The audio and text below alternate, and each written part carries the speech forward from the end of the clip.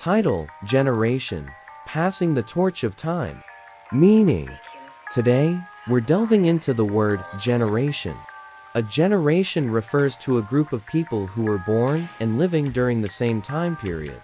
It's a way to categorize people based on their shared experiences and the era in which they came into the world. Pronunciation.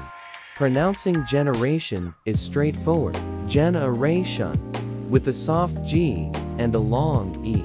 Use in a sentence.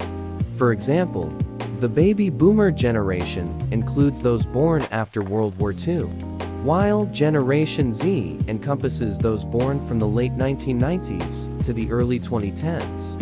Importance.